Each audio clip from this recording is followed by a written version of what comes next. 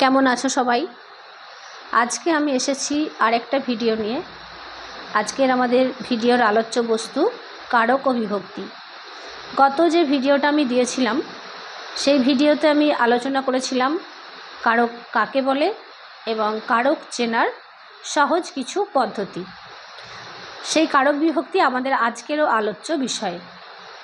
আমি এর আগের দিন বলেইছিলাম যে বাক্যের ক্রিয়াপদের সঙ্গে বিশেষ্য বা সর্বনাম পদের যে সম্পর্ক তাকে কারক বলে। যেমন ধরো, রাম ভাত খায়। রাম হচ্ছে বিশেষ্য পদ, ক্রিয়াপদ হচ্ছে খায়। রামের সঙ্গে খায়ের সম্পর্ক আছে, তাই রাম হচ্ছে এখানে কারক। বা ভাত খায়, আমি যদি বলতাম এখানে রাম ইট খায়, এটা সম্ভব ছিল না।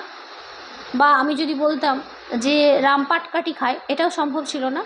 তো ভাত, এটাও তো একটা বিশেষ্য পদ, একটা খাদ্য বস্তুর নাম। ভাতের সঙ্গেও কিন্তু তোমার হচ্ছে গিয়ে ক্রিয়াপদের সম্পর্ক আছে। তাহলে বাক্যের ক্রিয়াপদের সঙ্গে বিশেষ্য বা সর্বনাম পদের যে সম্পর্ক তাকে আমরা বলছি কারক।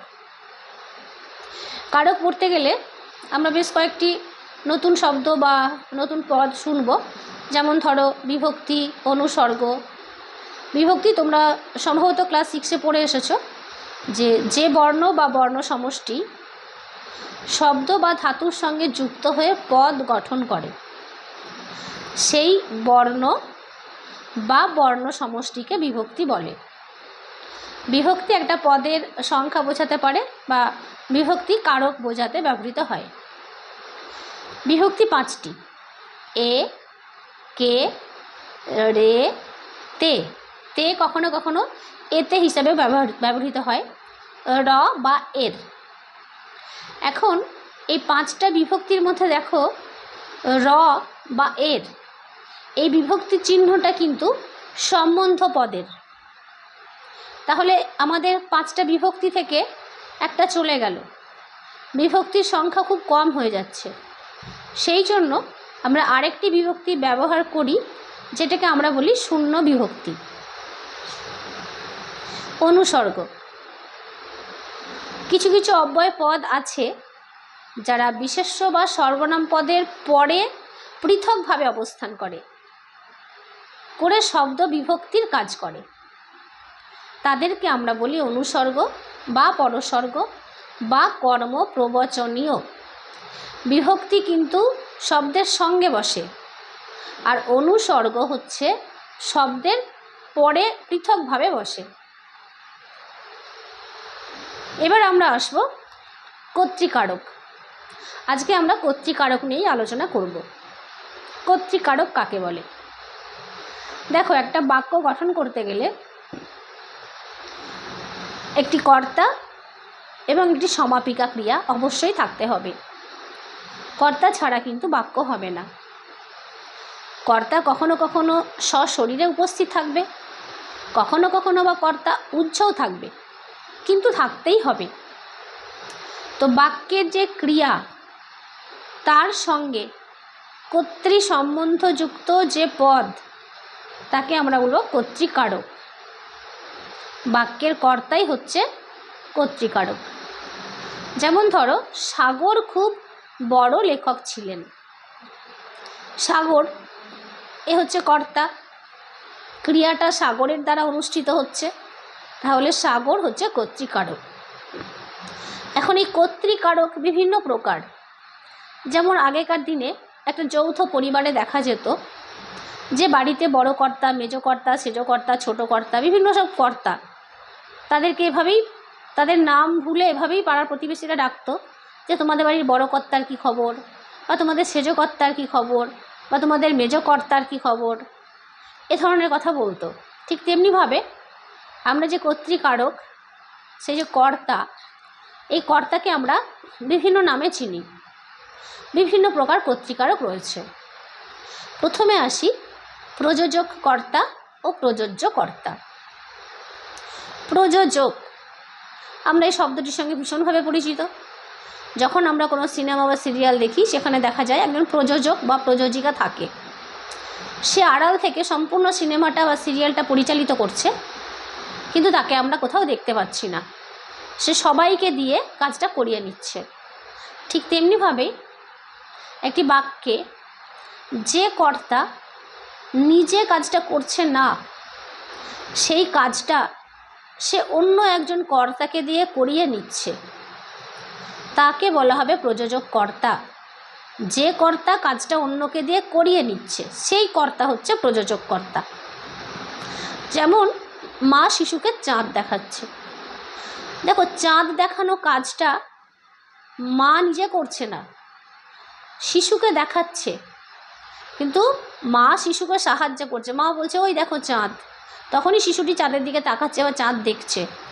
তাহলে চাঁদ দেখানো কাজটা শিশুকে দিয়ে মা করিয়ে নিচ্ছে, তাই মা হচ্ছেন প্রযোজক কর্তা। আর প্রযোজক কর্তা যাকে দিয়ে কাজটা করিয়ে নিচ্ছে সে হলো প্রযোজ্য কর্তা। চাঁদ দেখানো, চাঁদ দেখাটা কাজ, সেই কাজটা কে করছে? শিশুটি করছে। তাহলে মা বা প্রযোজ্য কর্তা সে শিশুকে দিয়ে চাঁদটা দেখিয়ে নিচ্ছে, তো শিশুকে হলো আমাদের প্রযোজ্য কর্তা।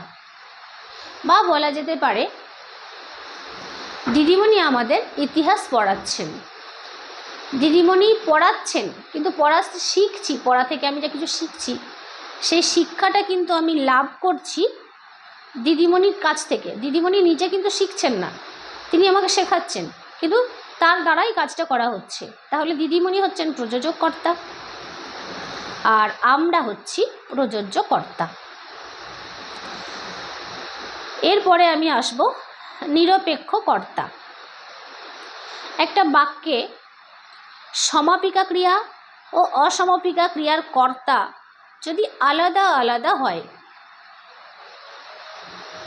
অসমাপিকা ক্রিয়ার যে কর্তা সেই কর্তা হবে নিরপেক্ষ কর্তা। যেমন ধরো, সূর্য অস্ত গেলে অন্ধকার নামলো।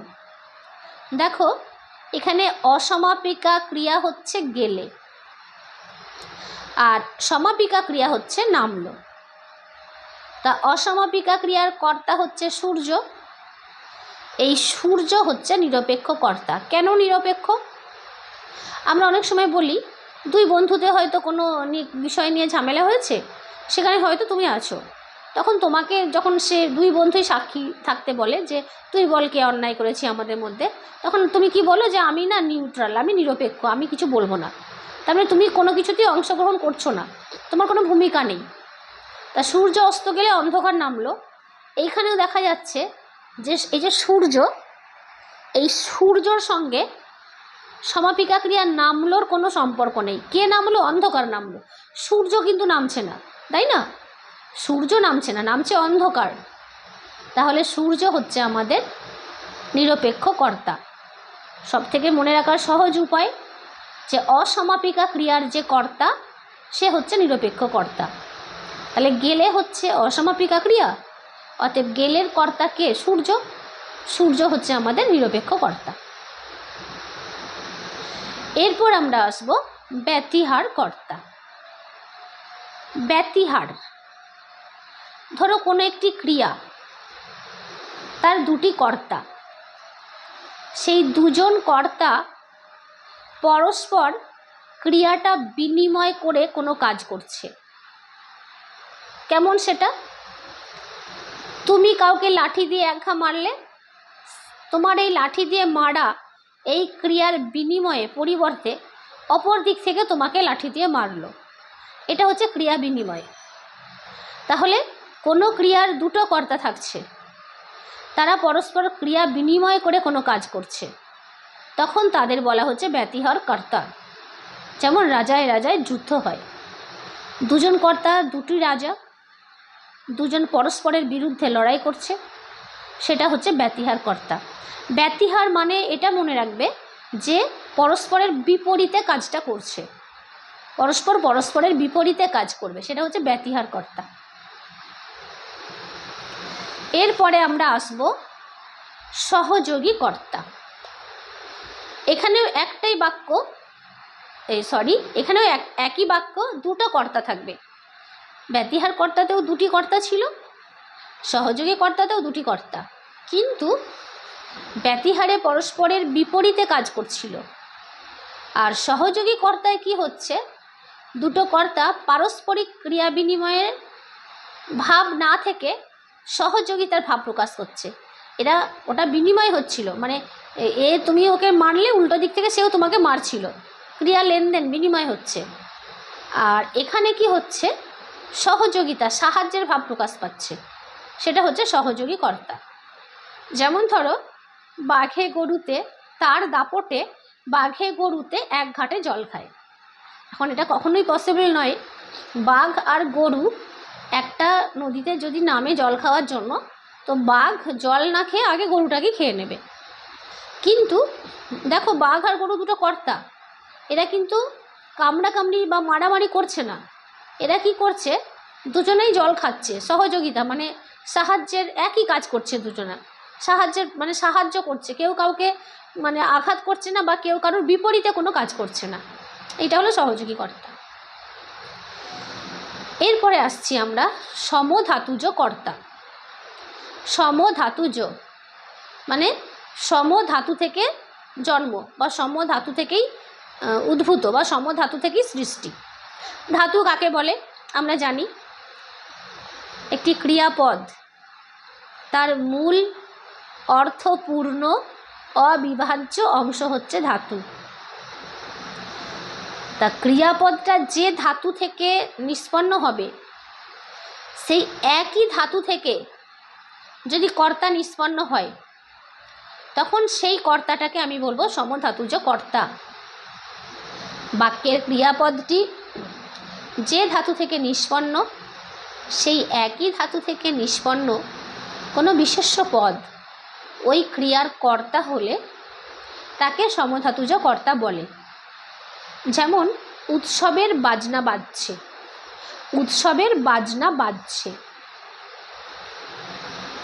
বাজনা বাজছে। দেখো, উৎসবের বাজনা বাজছে, বাজনা কর্তা। এখন তোমাদের মনে প্রশ্ন আসতে পারে যে বাজনা কেন কর্তা হবে, বাজনা তো একা একা বাজে না, বাজনাকে তো কেউ বাজায়, তাই না? কিন্তু বাক্যে যদি কর্তা না থাকে তাহলে সেটা বাক্যই হবে না, তাই বাজনা আমি কর্তা করলাম। এখন দেখো, বাজনা বাজ ধাতু থেকে নিষ্পন্ন হয়েছে, বাজ যুক্ত না, বাজনা এটা হচ্ছে ধাতু। তার আগে বলি বাজছে, ধাতুটা এখানে কি করে পেলাম? ক্রিয়াপদ হচ্ছে বাজছে, বাজছেকে যদি আমি ভাঙি পাবো বাজ যুক্ত ছে, বাজছে। এই বাজ হচ্ছে ধাতু। এবার নিশ্চয়ই বুঝতে পারলে যে বাজনার বাজ কেন ধাতু। তাহলে বাজ যুক্ত ছে, বাজছে, সেই বাজ ধাতুর সঙ্গেই না যোগ করে হলো বাজনা। তাহলে একই ধাতু থেকে ক্রিয়াপদটাও তৈরি হলো, আবার সেই একই ধাতু থেকে কর্তাও তৈরি হলো। তাই সমধাতু থেকে এরা তৈরি হলো বলে এই কর্তাটি হচ্ছে সমধাতুজ কর্তা। বোঝা গেল? এরপরে আমরা আসব অনুক্ত কর্তা। অনুক্ত মানে যা উক্ত নয়, যা উচ্চ আছে। দেখো, কর্মবাচ্য বা ভাববাচ্যে আমরা দেখি যে কর্তার সঙ্গে ক্রিয়ার সরাসরি সম্পর্ক থাকে না। যেমন ধরো, রবীন্দ্রনাথ কর্তৃক গীতাঞ্জলি রচিত হইয়াছে, এটা কি কর্মবাচ্য? তো রবীন্দ্রনাথ কর্তৃক গীতাঞ্জলি রচিত হইয়াছে, এটা তো কর্মবাচ্য।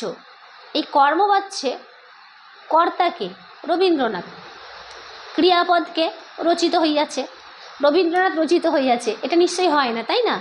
রবীন্দ্রনাথ রচিত হইয়াছে হয় কি? হয় না। তাহলে এই কর্তার সঙ্গে আমাদের এই যে ক্রিয়াপদ, এর সরাসরি সম্পর্ক নেই, অথচ রবীন্দ্রনাথ কর্তা। তো এই জাতীয় কর্তাকে বলা হয় অনুক্ত কর্তা। এরপর আমরা আসব কর্মকর্তৃবাচ্যের কর্তা। ধরো, আমি একটু আগে বলেছিলাম যে একটা বাক্যে ক্রিয়াপদের কর্তার উল্লেখ নেই, অথচ কর্তা ছাড়া বাক্য হয় না। একটা বাক্যে দেখা যাচ্ছে যে ক্রিয়াপদ আছে কিন্তু কর্তা নেই, উৎসও নেই, কর্তার উল্লেখই নেই। তখন সেক্ষেত্রে দেখা যায় যে কর্মটি রয়েছে সেই কর্মটি কর্তার মতো কাজ করে। সেই কর্মটিকে আমরা তখন বলবো কর্ম কর্তৃবাচ্যের কর্তা। যেমন ধরো বালতিটা ভরেনি বা বালতিটা ভর্তি হয়নি। এখন বালতিটা তো এক একে ভর্তি হচ্ছে না, বালতিটাতে তুমি আমি কেউ না কেউ জল ভরছি তবেই ভর্তি হচ্ছে, কিন্তু তোমার আমার তো উল্লেখ এখানে নেই। তাহলে বালতি কিন্তু মূলত কর্মকারক বা কর্ম, কিন্তু এই কর্ম এখানে কর্তার ভূমিকা পালন করছে। তাই এই কর্মটা হচ্ছে কর্ম কর্তৃবাচ্যের কর্তা। এরপর আমরা আসছি সাধন কর্তা। কোনো উপকরণ যখন কর্তার ভূমিকা পালন করে তখন তাকে বলা হয় সাধন কর্তা। দেখো, ঢেকি স্বর্গে গিয়েও ধান ভানে। আমাদের মা ঠাকুমারা ডেকে গিয়ে অনেক সময় বলেন না যে হ্যাঁ ঢেকি স্বর্গে গিয়েও ধান ভানে। তার ঢেকি, আমি একটা কথা হয়তো এর আগের দিন বলেছিলাম কিন্তু আজকের ভিডিওয়ে বলা হয়নি, আমি তার জন্য দুঃখিত। যে কর্তৃকারক আমরা চিনব কীভাবে? তোমাদের নিশ্চয়ই মনে আছে যে ক্রিয়াপদকে কে বা কারা দিয়ে প্রশ্ন করলে যাকে তুমি উত্তর পাবে সে কিন্তু কর্তৃকারক। প্রশ্ন করো কে বা কারা, কর্তৃকারক দেবে সাড়া। কে ধান ভানে? ঢেকি। তাহলে ঢেকি তো কর্তা বোঝাই যাচ্ছে, কিন্তু ঢেকি একটা উপকরণ, তাই না? তাই ঢেকিকে আমি বলবো সাধনকর্তা। কে ভরেনি? বালতি ভরেনি। তুমি যদি প্রশ্ন করতে কি ভরেনি তাহলেও বালতি উত্তর আসতো, তুমি বলতেই পারো এটা কর্ম হতে পারে। কিন্তু ওই যে বললাম যে কর্ম কখনো কখনো কর্তার ভূমিকা পালন করে, এখানে কর্ম কর্তার ভূমিকা পালন করেছে, তাই এটা হচ্ছে কর্মকর্তৃবাচ্যের কর্তা। তাহলে এই ছিল আমাদের আজকের কর্তৃকারক এবং তার প্রকারভেদ। পরের ভিডিওয়ে আমি নিয়ে আসব কর্মকারক কাকে বলে, কর্মকারক কিভাবে আমরা চিনব এবং কর্মকারকের প্রকারভেদ। তার আগে তোমাদের কাছে আমার একটাই অনুরোধ, আমার ভিডিও যদি তোমাদের ভালো লাগে প্লিজ তোমরা আমার এই চ্যানেলটাকে লাইক করো, শেয়ার করো, আর পারলে সাবস্ক্রাইব করো। ভালো থেকো সবাই। তোমাদের সঙ্গে আমার আবার দেখা হবে পরের ভিডিওতে।